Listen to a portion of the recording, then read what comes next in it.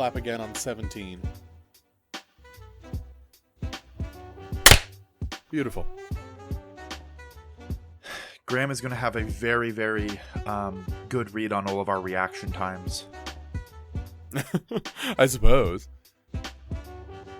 They will use it to defeat us in combat. In Mistborn combat. Which of us would be the best Mistborn? Like the best at being a Mistborn if we all, had a little Laracium pellet. Great opener. Not me. You know what? Should that be our cold open? I just skip our normal hello and welcome to A Greatest Sanderson, a podcast where we are foolishly attempting to read all of Brandon Sanderson's work in publication order. You know what? Sure, that's the opening. I'm joined by Taylor Lane. I'm here. And Jack McLaughlin. Hello. I don't know. I don't think it would be I think I would be the best Mistborn. Actually, you know what? Sure, I'll go with that. I think, I would be a particularly competent, soother, rioter kind of person. Probably. I think I, also would be a pretty decent pewter arm. I'm very large and strong. Although I'm not as strong as I used to be. It's disappointing. I feel like I would be the best Mistborn because I really love the feeling of falling. So I feel like I would just get a super big high and be jumping around all the time.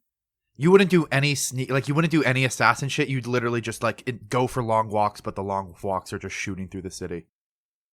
Absolutely. I don't know why anyone else would do anything else with their time. Why would you have a career? Why would you go do anything with your life? Because you need to earn the money. It really to doesn't make any to sense. Jump around. You're already rich. You're already nobility. Oh, true.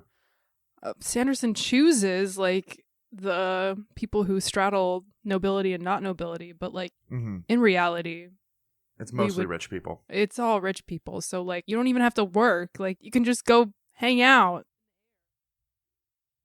Sounds like a great time. There have been times where I'm feeling sick or I'm feeling slow or whatever, or I'm feeling mental fog, and it's not me being having Mistborn powers would be cool. Having Furicomist powers, that would be just such a game changer in life in general.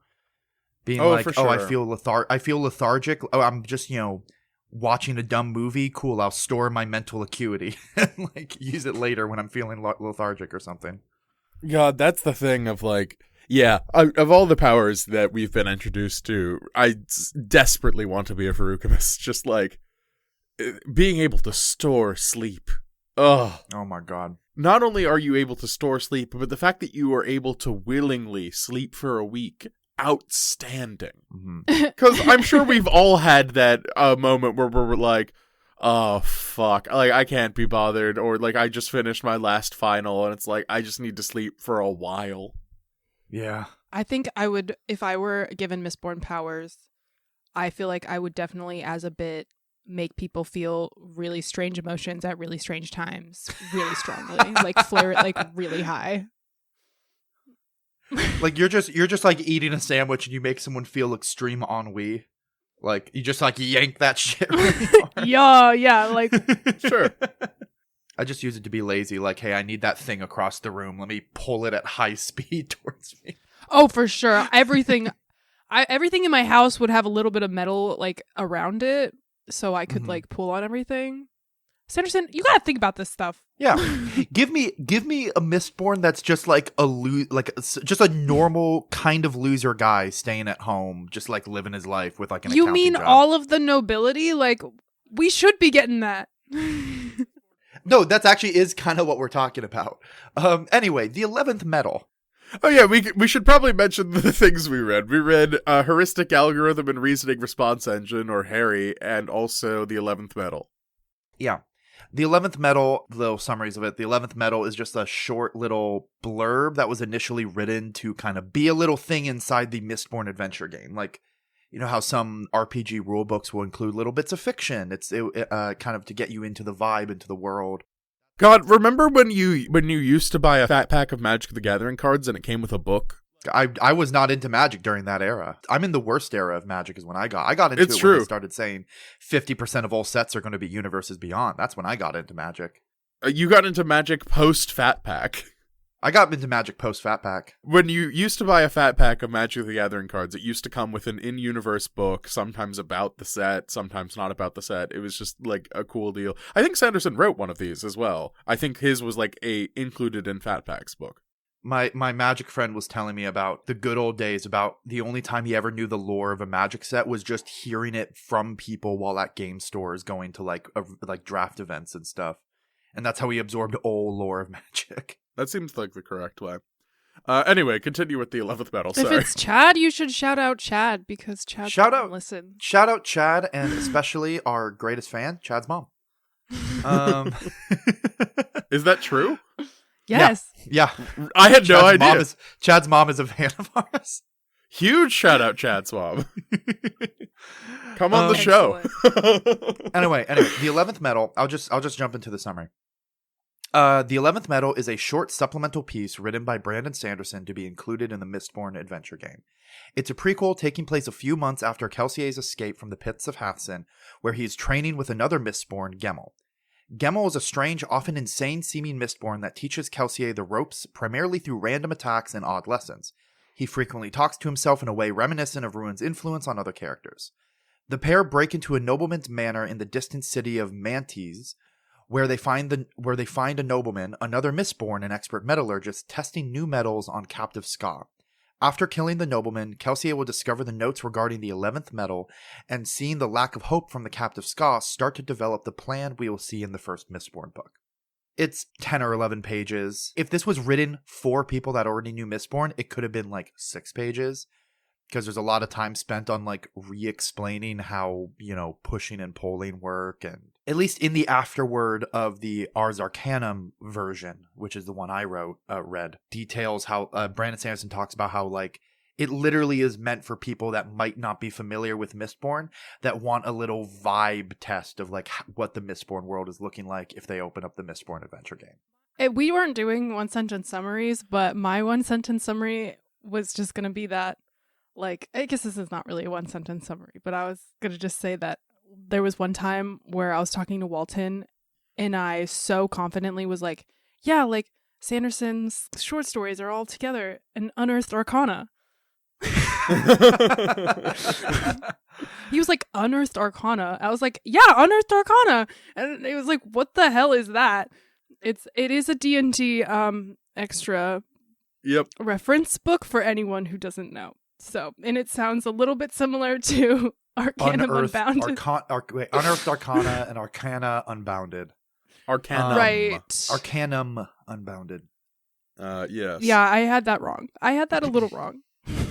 The thing we were saying about the Mistborn noble is the Mistborn nobleman they kill is like, he's just a scholar, like he's just a dude. He's kind of an Elend with more torture, who just like, he's not like a knife wielding like super assassin. He just happens to have Mistborn powers while just kind of being like a loser scholar dude that doesn't. This dude has more sauce than Elend, like even if he's only on screen for a page and a half. I mean, but that's a low bar is the problem. I think that like, especially a year out, I think last year in May we read the second book, which is The Well of Ascension. So like having it been a year out, I honestly felt, and having after read, the second trilogy, I was really refreshed actually to come back into the Mistborn original world with all the mists and like all the Mistborn like people. Like I really liked it. I really enjoyed it. I was like, oh my gosh, I was getting like nostalgic for like last year when I read Mistborn. Yeah, that's one of the things that I'm curious to see how things will continue as we get further into the Cosmere, because I also felt like, oh yeah, Kelsier mentioned Gemmel that one time. I did also catch myself feeling a little nostalgic for a series that like I like the third one a lot and the other two I think are pretty good, or well, I don't think Well of Ascension is pretty good regardless. I think are readable. Thing that I think we're going to find is there may be moments where we encounter a character for the first time or a setting for the first time and we go, I don't really care about this. And then Sanderson is going to bring it back in a different location in the Cosmere, and we're all going to do like the Leonardo DiCaprio in Once Upon a Time in Hollywood just pointing at the screen meme going like, oh my god, it's the character we like. Yeah. Even if we didn't really like the character in the first place, I think that's going to happen. Eventually you guys will like Hoyd. That's not true. You probably will never. But no, I mean, and that's a thing where we haven't hit that like era of Cosmere book. He starts doing way more Cosmere references. We're still sort of in the like everything is independent. Yeah. I mean, it's not a big spoiler to say like eventually it'll start to feel like late phase Marvel where it's like unless you've read everything else, like you're like missing tons of stuff. Yeah. I mean, I'm already like, we've got another half a year left, but I'm excited to get back to reading Rhythm of War, I think. Is that the second one? No, Words of Radiance is the next one. I get Rhythm that of War is wrong book 4. every time. Yeah.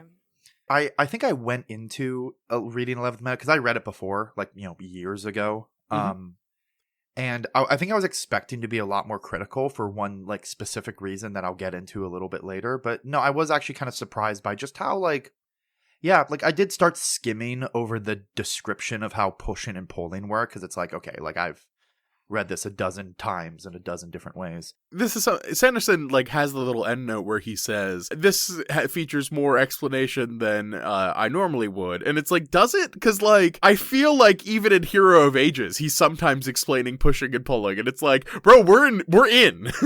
Like you don't have to explain it to us. Okay, but to be fair, I did once have a D&D player that we were like 3 years into a campaign. And he got a new magic weapon that was like a +2 magic weapon. And he started making attack rolls and was just adding 2 to the attack roll because he just forgot how attack rolls were done. And this was someone that was a fighter for the last 3 years. And just... What a guy. Yeah, so you know what? There's an audience for that. There's an audience for the occasional re-explaining. Sure. Yeah, I can forgive it, honestly. Yeah.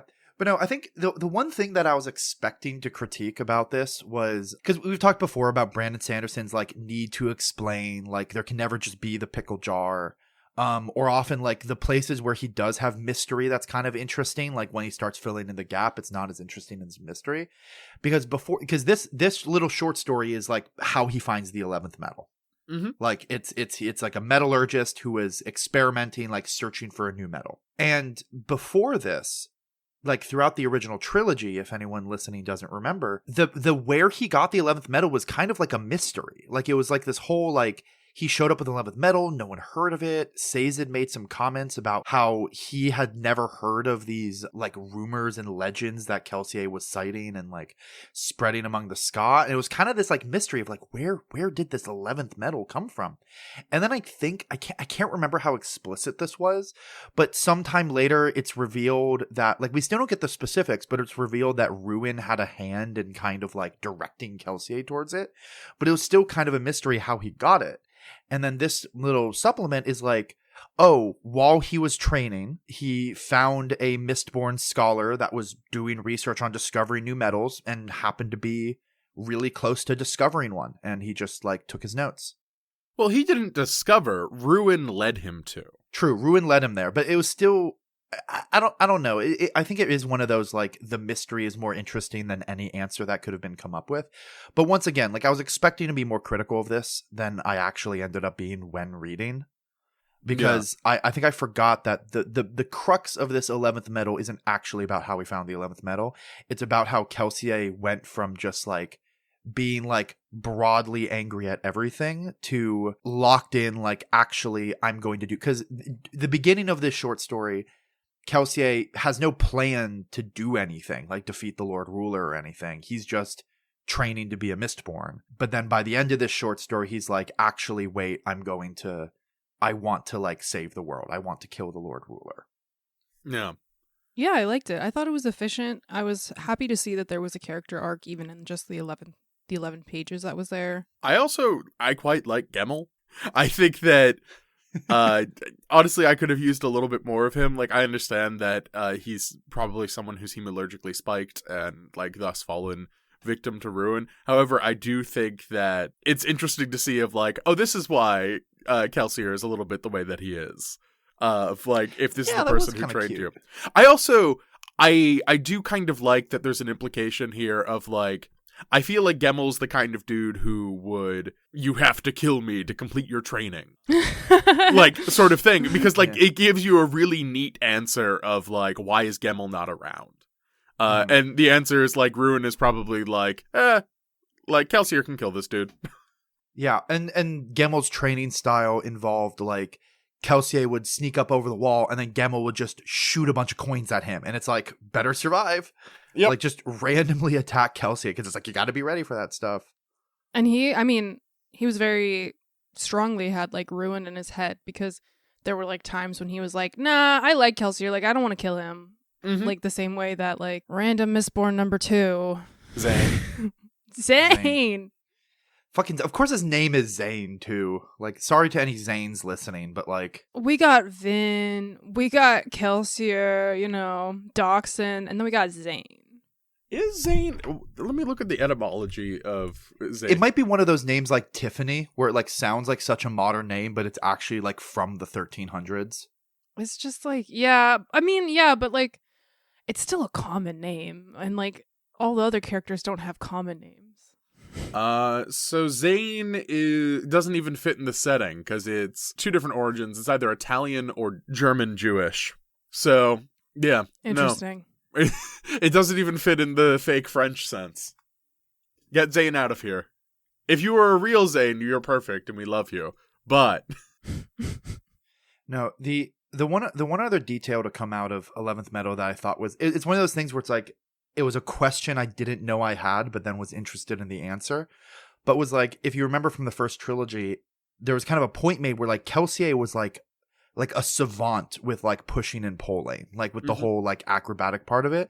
And he actually made a specific point where he's like, yeah, no, Vin, you have to go learn from Breeze, because I'm not as good with the, like, soothing, like with the brass and zinc, the, like, emotional allomancy.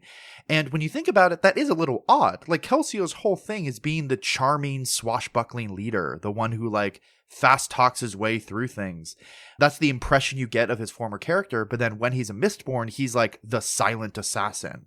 Mm-hmm. And you kind of see that in 11th Metal. Like, there's a really quick scene where Gemel's like, hey, we're going to break into that manor. And Kelsier immediately starts going like, okay, I need a fake disguise. I need a fake name. I'm going to use my emotional allomancy to soothe my way in. And Gemel's like, shut the fuck up. You're not a fast talker. You're a Mistborn. Yeah. You're going to kill people. You're going to, like, be a nightmare in combat. And I just thought that was kind of clever. It's like, oh, that's why Kelsier has that focus on powers that kind of goes contrary to what, like, based on his personality, you think he might, like, be more drawn to. Yeah. Yeah, that's a good point. I didn't think about that. We didn't talk about that. Yeah, so I think our basic, rundown is, it was cute, it was neat, it was efficient, it was shockingly so for Sanderson, for, like, a short story that was actually pretty, like, efficient and neat. I thought he really turned it on. I thought his I don't know I guess he had extra time. I guess since it's only 11 pages, he could really, like, dig into it. But I found the wording and the writing to be very precise and strong. Like, I was like, oh my God, this is the Sanderson I've been missing. That's how I felt when I was reading it. I think it was really good. It's just so short, there isn't much to grab into. I honestly would have been fine if this was another, like, 5 or so pages. But, like, given how efficient it is and how, like, concise it is, there's something really to be admired there, too. I also wanted to share, this is official artwork of Kelsier and Gemel. And it's pretty good. It's probably what's going to be... Oh, yeah, that's the thing that's in the Ars Arcanum Unbounded. No, that's incredibly high praise coming from Graham, looking at a Brandon Sanderson thing and them saying they wish it was longer. Honestly, I don't need the whole thing to be longer, particularly with the re-explanations. However, like, I would like to know a little more about Gemel. Yeah. Again, I can fill in stuff here. And the official art, this is from Ben McSweeney, who did the full-page illustrations for Arcanum Unbounded. He also did art for Way of Kings and Words of Radiance, Oathbringer, Rhythm of War. Yeah, he also did all the Elendel broadsheets.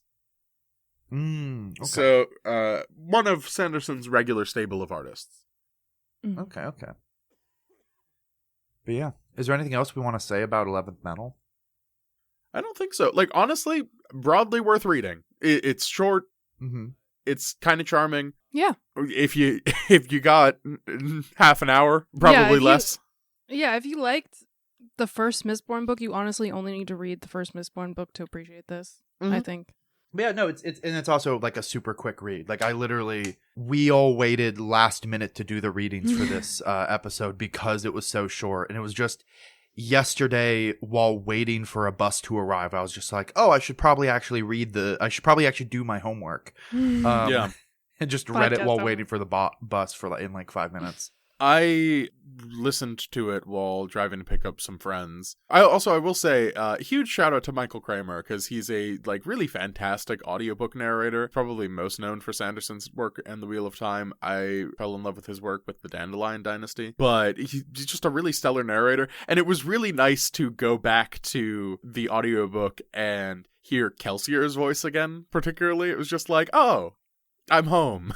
Yeah. Which I was not expecting, because I think Kelsier is a cool character, but again, I was not expecting to feel that warmly towards him. And I guess that will happen more and more. I mean, the moment that I felt it the most, it's just sort of this moment of like a narrator showing back up again, is the one letter that's written by Sazed in Way of Kings. That one is narrated in Sazed's voice, and I was like, oh, fuck. I really missed this.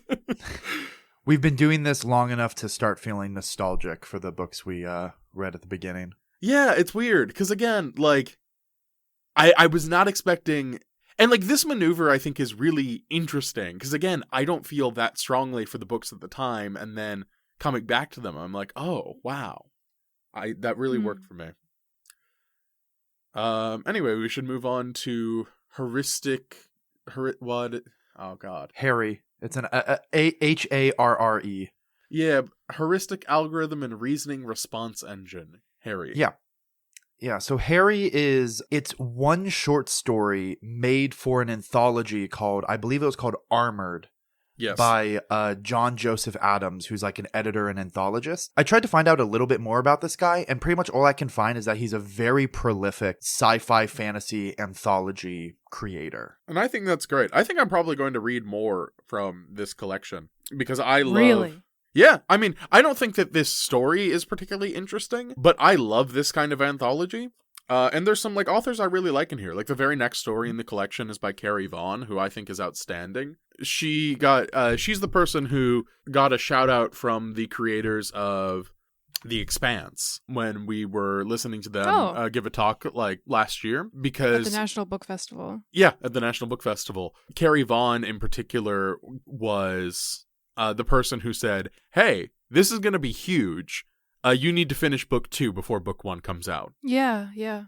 And she has her own series. Probably most notable is Kitty in the Midnight Hour, which is a sort of supernatural werewolf talk show host. And she does a midnight shift DJ for all the sort of supernatural denizens of Colorado. And it fucking rules. It's really fun. If you think that premise sounds fun, you should give it a read. If you hear that premise and go, I don't know if I would like that, you probably won't. Oh, okay. But yeah, anyway, Armored is an anthology kind of focused on power armor. Like that's the whole idea, is mechs, power armor, etc. All the short stories are about that. Brandon Sanderson was reached out to contribute. Brandon Sanderson said he would if he could do a co-author. And Brandon Sanderson reached out to, God, I should have written down the guy's name. Ethan something. Even Skarsdet, it looks like. Or Skarstet. Yeah. I'm sorry, Mr. Skarsdet, for pronouncing your name incorrectly. But this guy's a lifelong friend of Brandon Sanderson. Yeah. So Brandon Sanderson was like reached out to a friend to be like, hey, do you want to co-write this with me? Based on what information we're able to find, we'll get into this in detail, but it actually seems like Brandon Sanderson had very little to do with the actual writing of this. But we'll get into after the summary. Okay, let's do the summary. Yeah, so the summary. HARRE takes place in the far future following mech pilot Kareth Marvudi and his power armor AI HARRE as they drop to an allied planet infested with robotic, swarm-like enemies called the Boilers. They were expecting a simple drop where they would liaison with the locals and support the local human major, but the Boilers had developed advanced weaponry far faster than was expected and shot down many of the dropping mechanized infantry out of the sky. The Boilers then attack the Penethian city, which are the alien species the humans are allied with, and Kareth, being one of the only mechanized infantry to make it to the group, must do his best to slow the Boilers' advance. He is supported by his long-term partner and pilot Nicolette Shepard as they target boiler infrastructure, draw their attention away from civilians, and do their best to kill as many boilers as possible to protect the city. Kareth dies, bleeding out from a wound sustained when a boiler successfully pierced his armor, but even as he does so, the AI of his power suit, HARRE, takes over and in defiance of the doctrine it had so far been advocating for, charges back into the battle the same way its pilot did and falls in a last stand, having killed hundreds of boilers. So it's a very short piece, basically just like, oh, this mission's supposed to be simple. Oh, actually, it's way harder, and it's a mech suit guy doing a heroic last stand. Guys, did we like this? Not particularly. I think it's okay. I thought it was fine. horrible. I feel bad because this is going to be like me shit on Ethan Hour. Like, I really thought it was like really bad, like exceptionally. Before we get into like your long form, my short answer is just I didn't feel like there was a couple little things that came up that was just like, that's kind of neat. But like there was no ideas that seemed particularly unique or interesting, and also the story was just kind of like formulaic. It was like, here's the part where we have to reference the fact that this guy has kids at home. Yeah. Here's the part where he has to say no to the human major and go attack. And also there's definitely some action scenes where I kind of lost the thread, lost the visualization of what was happening. That's the main reason I was like, oh, Sanderson didn't write this. Is like, this prose is not him and the action is not him at all. Like, I have no idea of what the environment looks like. And even for, like, the very brief action scene in the 11th Metal, I know exactly what that room looks like. I know how all the metal objects move through it, that sort of thing. Mm-hmm. I think it just started off so weak because for me, as someone who doesn't, like, read sci-fi, you cannot just say, like, I'm in a mech and, like, expect me to have a fully formed picture of what the fuck that even looks like. So I'm, like, sitting there, like, okay, we're in this, like, gray blob, I guess, of, like, machinery. Like, what does that mean? Like, what do you mean you're in a mech? Like, can you explain, like, at least can you give me one sentence of explanation and like description of like what that might even like remotely look like? Because I'm so confused. And so like from there on, the fact that we never got an explanation of like what the hell was even going on, I was just like, okay, like I'm not interested in this story like even a little bit because I have no clue how to picture anything. It's interesting to me because that's so one of the core elements of mech fiction is like, well, what does your mech look like? What makes it sick and unique? Everyone in Gundam has like a unique mech and it's fucking sick. Yeah. This might be a symptom of this being an anthology of power armor and mech stories, but like there was a lot of like terms, and we've talked about this before with some other genres like sci-fi genres, where like there's a lot of stuff being used that like if you're very familiar with this type of fiction, it makes more sense. Mm-hmm. But if you're new to like sci-fi mechs, like this is not meant, like I feel like I had a pretty good image of what everything looked like, but that's just because I was imagining the Titan from Titanfall 2 as like the mech. And that's just what was in my brain the whole time.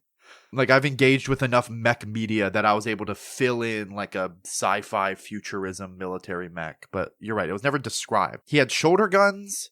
He punched a lot. He had like sensor beacons that would shoot out from the mech's body and like plant themselves places. I'm remembering that he said he was 5 meters tall, which also probably alienated me because I am American, unfortunately. It's like 15 feet ish. It's a little more than that. It's closer to 20. I was so confused. What was the thing his partner was flying? I think a jet. Know. I kept being confused because it kept like, describing like balls. Like some kind of spheres that were like filling with energy and like were like moving around. They kept describing it like morphing, like the spheres would reconfigure themselves, and I just fully was like, I don't know what's happening. I don't know what's like. It's like I ended up picturing that these jets were like actually just a bunch of like high-tech spheres, almost nanobot like just like moving around and like shaping themselves how they needed to be. It literally was a gray blob of a fighter jet that just kept shifting to whatever it needed to be. Really, the only thing you need to know is that it's air support. Yeah. It's also worth noting that this gentleman, Ethan, seems to be a U.S. military vet and like seems to have a fascination with specifically military fiction. Let me find his little bio. Ethan Scarsdale is a Sergeant First Class in the Utah National Guard and has been deployed to Kuwait, Iraq, Afghanistan, and Senegal. He's written a military science fiction novel, as well as many short stories in several genres. He occasionally blogs about things at ethanscar.com. In addition to other projects, Scarsdale is in the middle of co-authoring a military science fiction novel with Brandon Sanderson. Now, that has not ever come to fruition at this point. However, it does actually still seem to be a thing that's being worked on because, like, Sanderson has mentioned it in State of Sanderson's before. So we'll see if that ever happens. I was just going to say it for someone who exclusively writes military fiction. Why was this such amateur hour? What is going on? Why? I truly felt like an amateur. I was like, okay, Sanderson took a chance on this tiny writer who doesn't know how to write that well. That's what I thought happened. I'll say it. And also, yeah, like Brandon Sanderson's involvement is interesting. Like, you know, we're doing a Brandon Sanderson podcast, and this was supposedly co-written by him.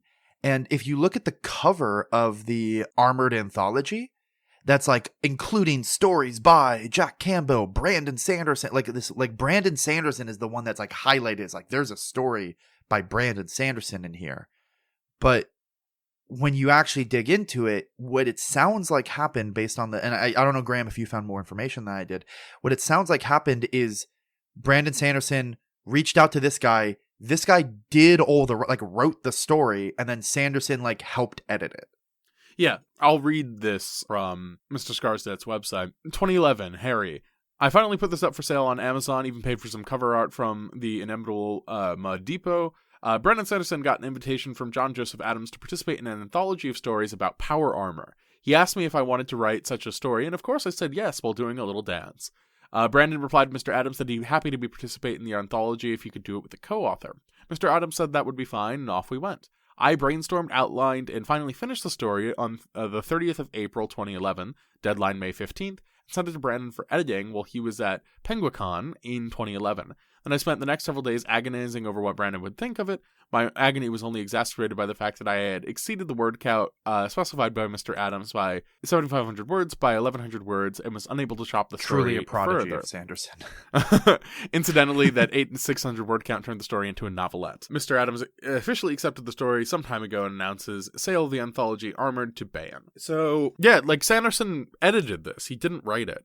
And I'm wondering if, with things on our schedule that are co-written by Sanderson as well in the future, if this is still going to be true. Because what Sanderson did here is he did a favor to his friend and was like, hey, there's this thing that I don't really want to participate in or don't have the time to participate in. Do you want to write a story for it and get your name in a anthology that's going to have a bunch of other huge names in it? Which is like, you know, that's what you, like, when you're in the writing community, that's what you want to do, right? Like, you want to be like, okay, I can't take this opportunity.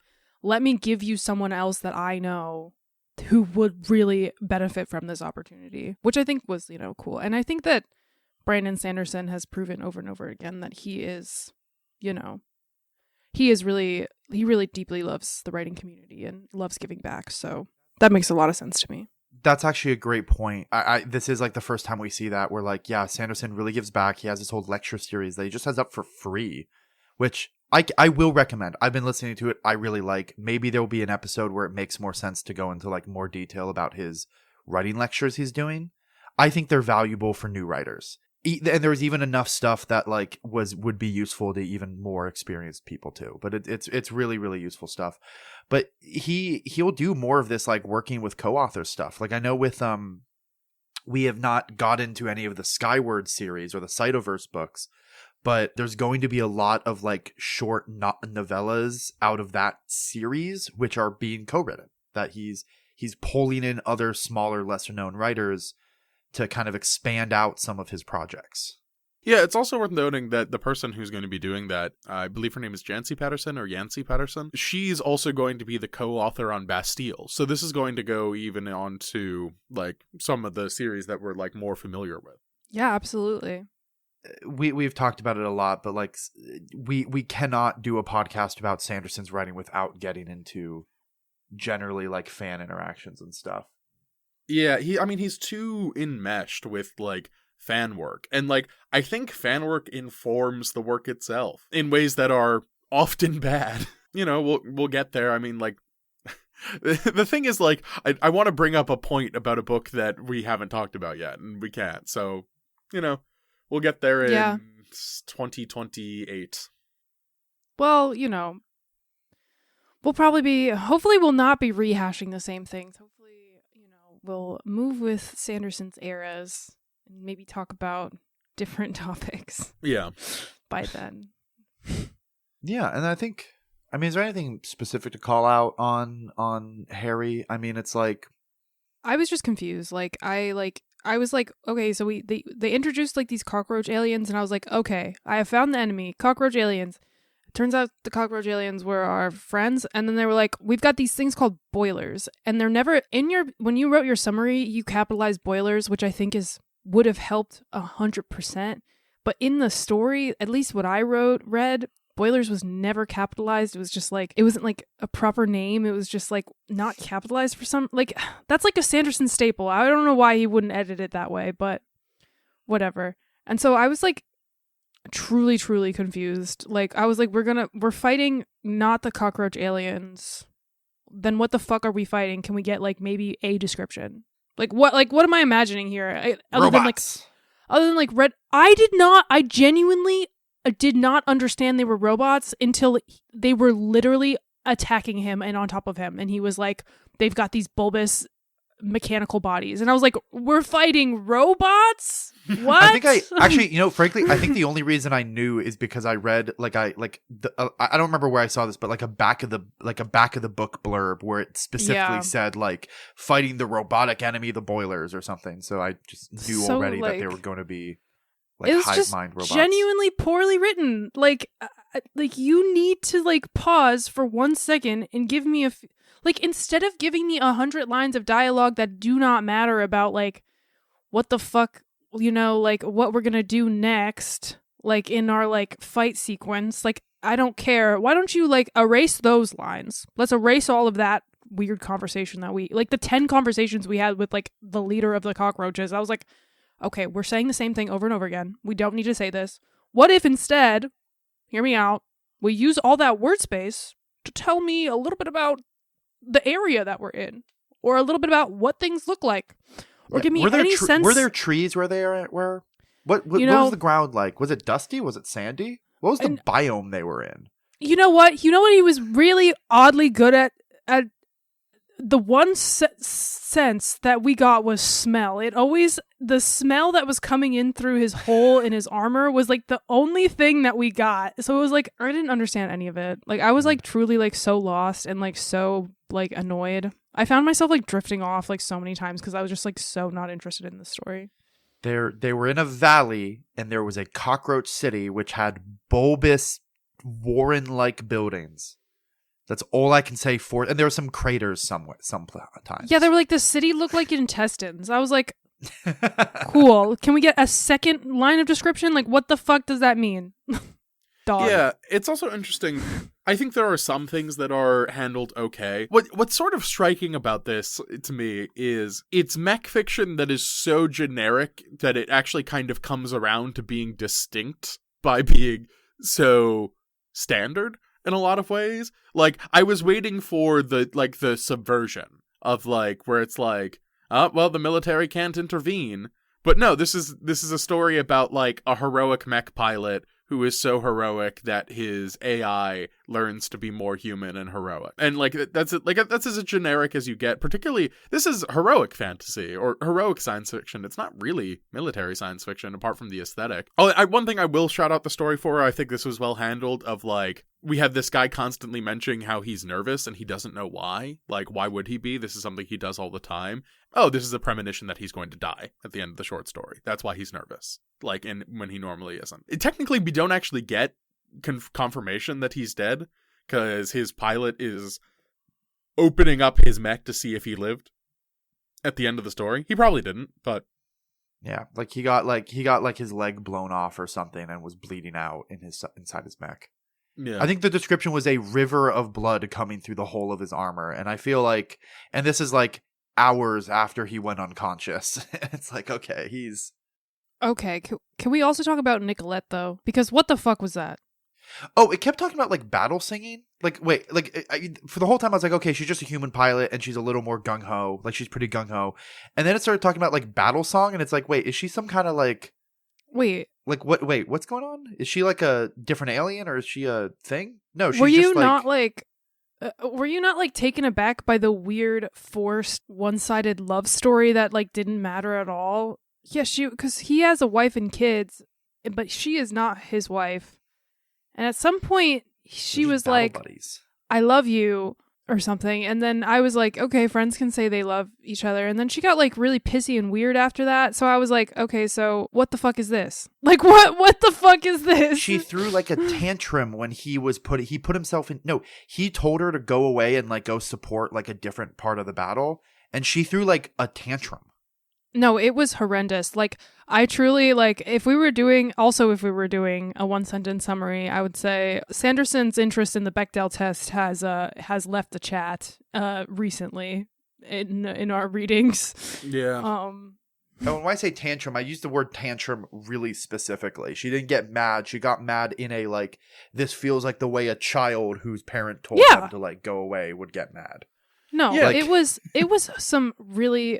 like weird and bad writing. Like, you can just have a woman in your story that's not in love with your male main protagonist. Like, it's okay, dog. We also don't get a description of what she looks like, but we know Not she has a even a super little bit. sexy voice. Right, and I think that part I'm a little more, because I mean they're in mech. I feel like if it was done slightly differently, that could be an interesting thing where like you have two people that are like one person's only in a mech, one person's only ever in a jet. Like the only part of them you ever see or interact with is their voice. There could be something interesting to say about that, where like the voice is the thing that gets the description, but I don't think that's what was happening. Yeah. she was like in the beginning that like she followed him and his wife like from her old, like when he got promoted, she like followed after him. It was just like, it just pissed me off. I was just like, you don't need... Why does this angle? Just let her be like cool and interesting. Like, why does she have to be in love with him? And like, you didn't even do it in a way that made that like super obvious. Like, it was so dumb. I hated it. Don't read this book, guys. Don't read this. I'm curious as to if any of his other work is interesting. He does not have a particularly prolific Goodreads. He has 2 books called Empire of Dirt and Machine Mind, and then he has what looks to be 5 short stories published over the course of 20 years. And I will not be partaking. The books seem to be self-published. Guys, that's the second podcast is following this author. I will. It would be easy. It would probably be 3 episodes, 2 novels, and then I think we can do all these short stories. That's fair. You two have fun, though. Oh, actually, I do kind of want to read this book. Have fun, then. But this is the thing. It's not a piece of fiction. Empire of Dirt. This is a memoir I kept from the journal I kept during my first tour of Afghanistan. The working title was How the Army Tried to Kill Me. Oh. You know what? I love reading military accounts from people who are anti-military at this point in their lives. That's cool. I'd read that. It doesn't look like there is an actual copy of it for sale. Machine Mind is also not for sale. The military can be pretty censor stuff. Well, I mean, they have a lot of power to censor things, like while you're there. If you write something about your experience afterwards, that's harder to do. But if you mention, like, from what I know, if you mention anything that's even like remotely classified, they can like, that's like legal. Oh yeah. Reasons to like be like, oh, like you almost mentioned this classified thing, like it's off the shelves by. Yeah. I mean, the other thing is that he, as a published author, he does not have a lot in turn. He has 5 short stories. So it could just be that he's having trouble shopping these things around. Like, getting your book sold to an agency is just difficult. So it could be like an issue of censorship. It could just also be that no one wanted to buy the book at this period of time. I mean, yeah, but whatever. It doesn't matter.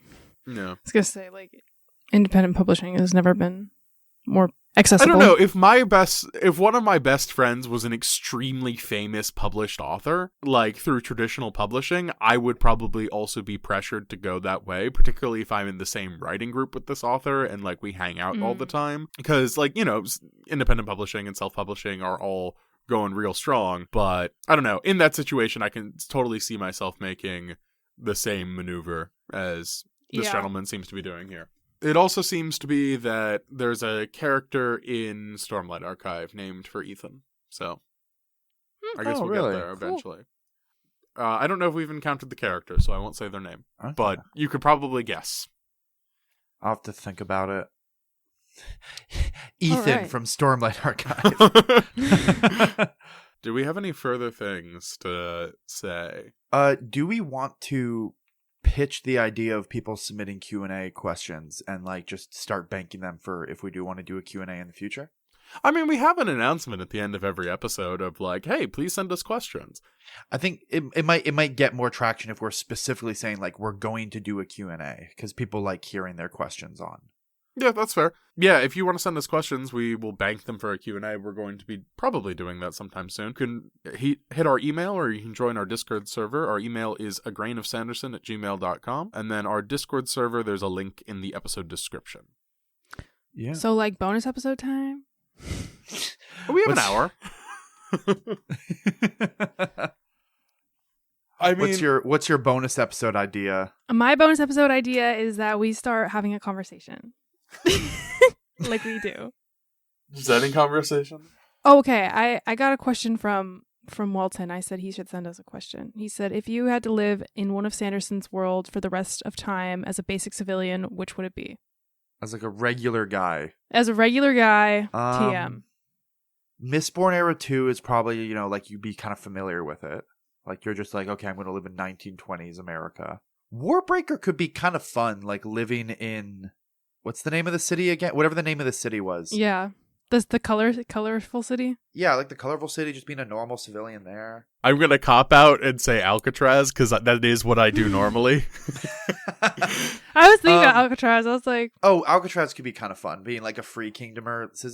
No, I don't want to be a free kingdomer. I want to be a normal Hushlander. Oh my god. But you date all the evil librarians. You would get involved somehow. Yeah. You get pulled in. You get recruited. God, it is true. You'd be like Himalaya. Like you'd be recruited and then break free. Red to filth on terms of my type being librarian.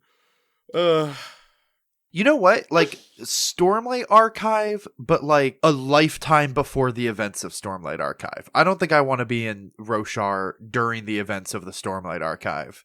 But you know, there are parts of that where I wouldn't want to be in like Alethkar. I would want to be like, you know, maybe with the Reshi. Like, there's a bunch of different like people and cultures in Roshar. It's like, okay, there are a few of those that might be fun to live in, especially if it's before the events of the book. Before the events of the series. Elantris is one we haven't mentioned. I only would be interested in living in the world of Elantris if I could be an Elantrian. Yeah. And like not even necessarily because I want the magic powers, but just because the city seems dope. Like, yeah, it does. Like it just seems like a cool place to hang out, and I think that would be that would be more interesting to me than just being a normal person hanging out in this great city of Elantris. I think I'd probably say Warbreaker.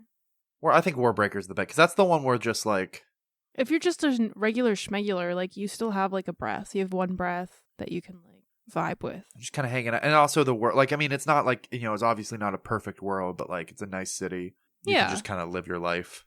Also, that's the city where you don't have to be, like, born with magical powers or in a certain scenario. Like, you could, like... You know, start as a regular person, but if you're a good business person, you could end up with someone with superpowers. Exactly. Yeah, it is like kind of everyone has equal opportunity to be like superpowers.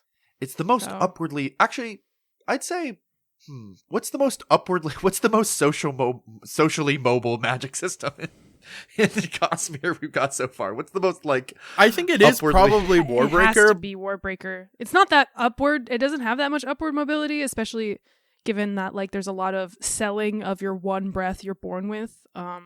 But I would say on paper Warbreaker has the most, but given that every important character has become a Mistborn, I'm going to give it to Mistborn.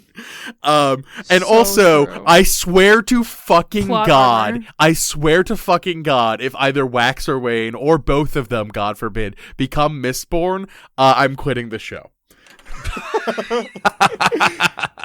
That would be a really strong pivot. That would be no more chicken nuggets, guys. Leave the chicken nuggets at the door. We're not eating any of that.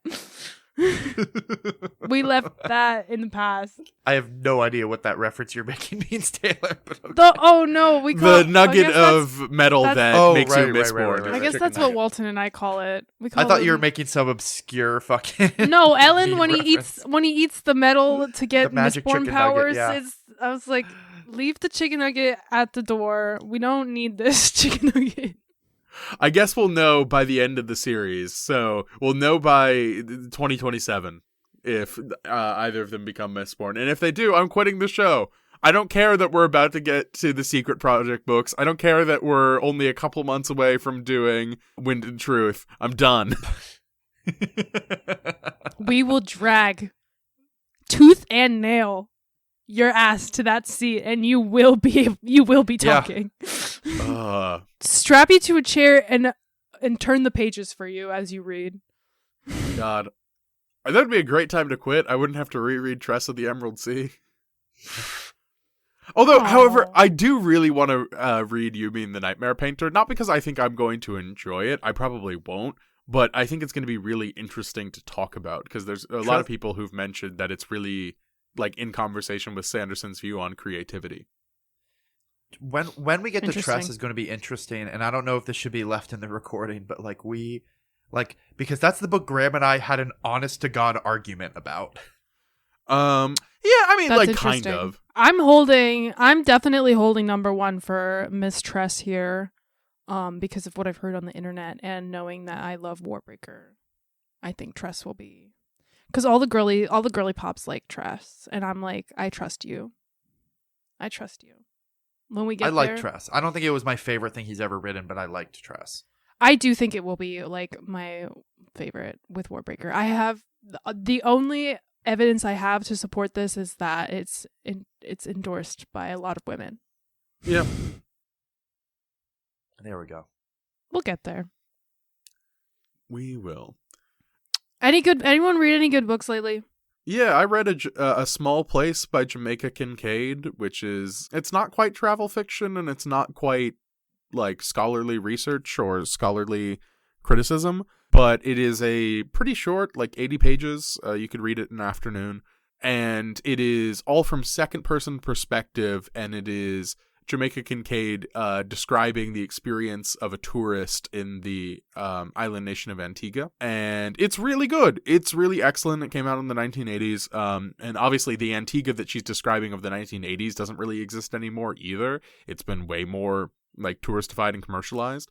But it's a great insight into the industry of tourism and like what it is like to be a person who is just a person who has to live in the fact that like their place and home is being commodified. It's really, really good. I highly recommend. Say that name again.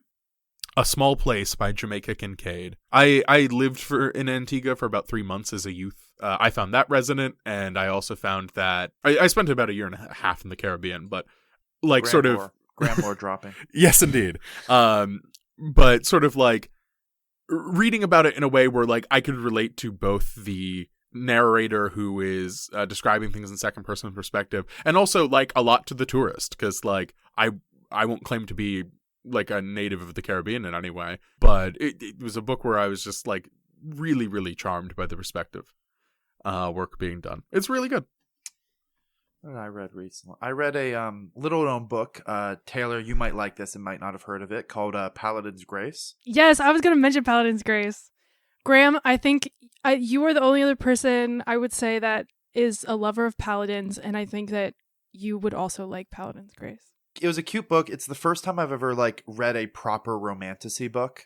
That's just not a genre I had previously engaged with, not for any like real reason other than like romance was never really my genre. Yeah. But I really liked it. It was cute. It was fun. It was a very cozy. It was kind of it was a pretty cozy book is kind of the way I would describe it. It's not like, you're not going to get like very super engaging twists of like politics or complicated plots or whatever. It's just kind of like a cute little story that has what I think is a very fun depiction of paladins. Yes. Paladin's Grace by T. Kingfisher takes place in a fantasy-esque world, but is a true romance book in structure, in the way that it's written, in like the tropes and things. Like if you are familiar with the romance genre and have read romance books, like I'm thinking like Emily Henry and stuff like that, Paladin's Grace is written very similarly to that. It just happens to also be in like a fantasy world with a bunch of fun little fantasy races and like gods and stuff like that. So it's a lot of fun. It's very lighthearted, and I would definitely recommend it. I'm currently in the middle of the second book called Paladin's Strength. I think Paladin's Grace is slightly stronger so far, but I have a feeling that the second half is going to be better than the first half. I have an inkling. So part of the reason Taylor pitched it to me is because one of the main characters, is a traumatized paladin, sad boy, and I am currently playing a traumatized paladin sad boy in a D&D game we're both in, and I genuinely was taking notes. I was like, okay, let me just No, it was like Paladin's Grace is truly a love letter to paladins. Like T. Kingfisher clearly loves like the paladin like trope and the like paladin ideas, and I think that she brings a lot of real deep love for paladins that I did not have before, but I think I have now. I just put a hold on it at the library. I was going to recommend Blood Over Brighthaven by M.L. Wong. I think that everyone should read Blood Over Brighthaven by M.L. Wong.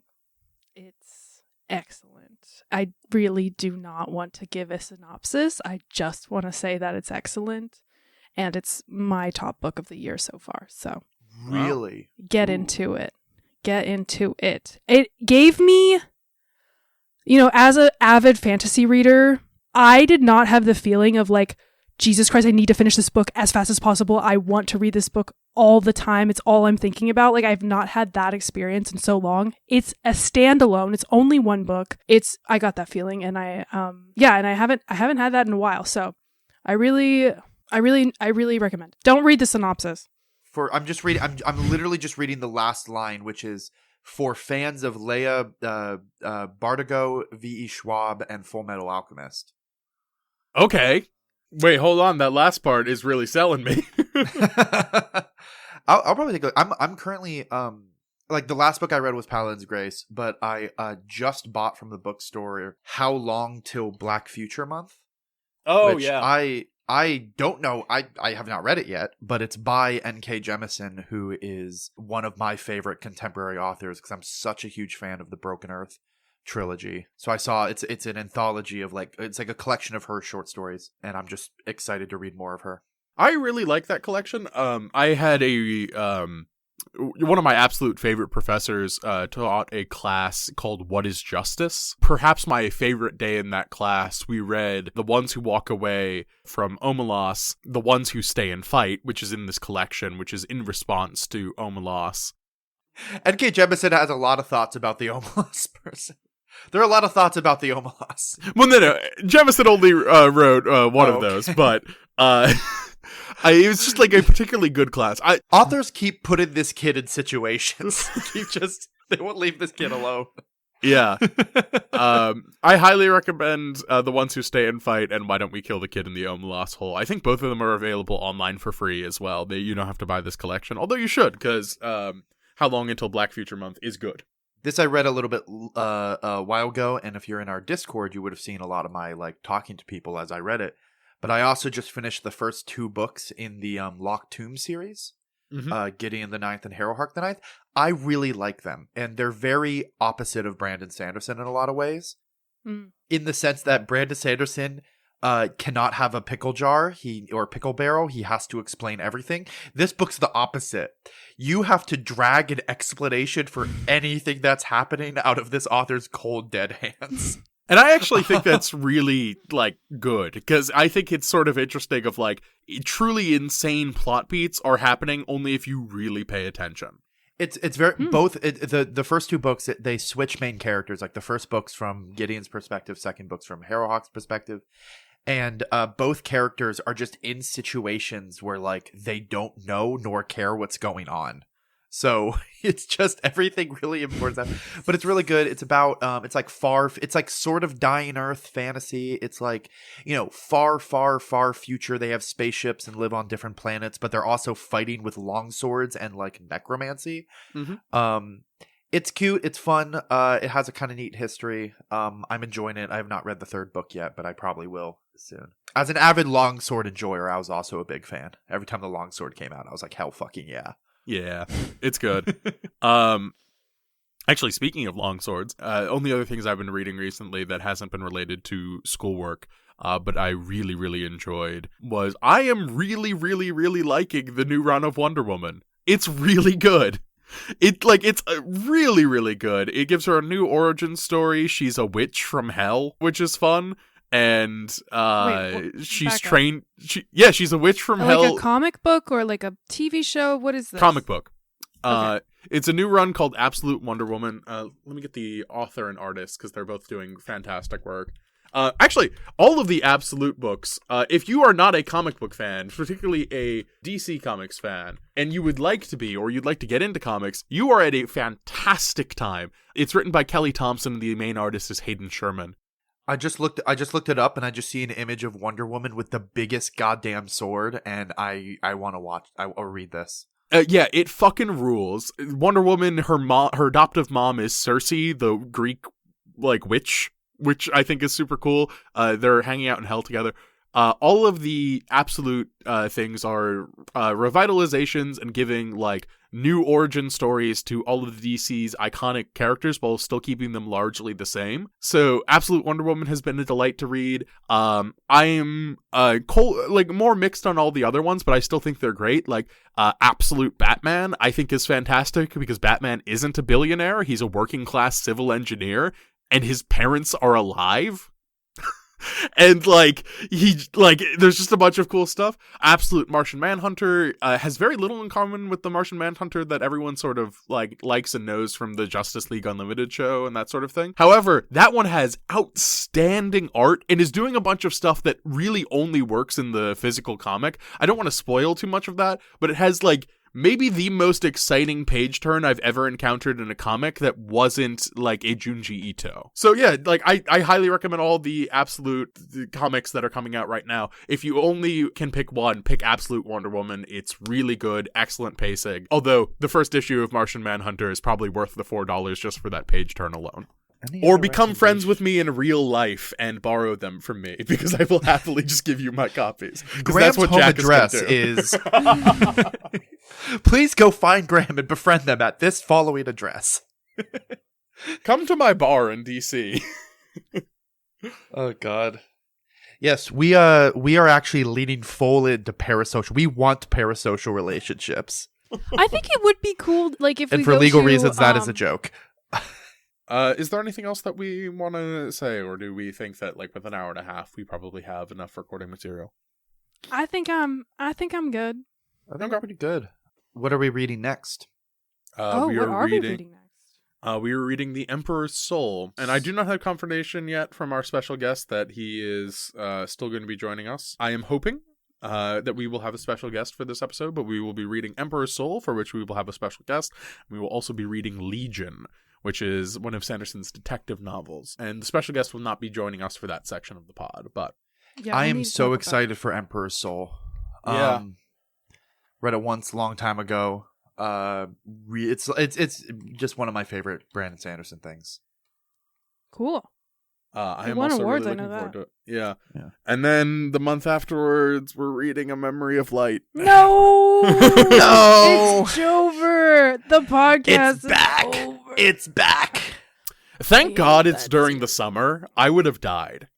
God, I cannot believe we read those books in the middle of damn January. That had to contribute to the necromantic feeling of reading it, how it sucks your soul out. It really did. Reading that book, there's a great poem that begins, "It's been January for month in both directions." No, That's that book. It is good timing because I'm gonna have a job with like 30 to 40 minute commute, so I'll just get through the audiobook that way. Yeah. I can't wait to show up to Yeah. work bright and bushy-tailed after listening to 40 minutes of... During my interview with the job, they of course mentioned, because I have this podcast on my resume just as like an extra, like just a fun thing I do. And some guy immediately was like, "Oh, you do a podcast about Brandon Sanderson? Man, I just love Wheel of Time. One of my favorite things." And I'm just like, maybe don't... I think I actually said in the interview, maybe don't listen to those episodes. And I still got the job, so... Congrats. Shows your personality. I also, Taylor, for both of the books, the Paladin's Grace and Blood Over Brighthaven, I have holds at the library for both of them now. So Let's go. I take my recommendations seriously. I don't fuck around. My friends always know this too. They're like, I get comments from my friends. They're like, "I'm scared to recommend you books." But yeah, we'll be back next month with Legion and Emperor's Soul. Until then, grab a book and hit the beach. Grab a book and hit the beach. It's actually summer, so it's good weather for that. Yes, it's true, finally. All right. Bye. A Grain of Sanderson is created by Graham Gilman, Taylor Lane, and Jack McLaughlin. I edit and produce the show. Our logo is by our very talented friend Ben Busby. Our theme music is Goodnight Kiss by Too Mellow off the album Midnight Broadcasts.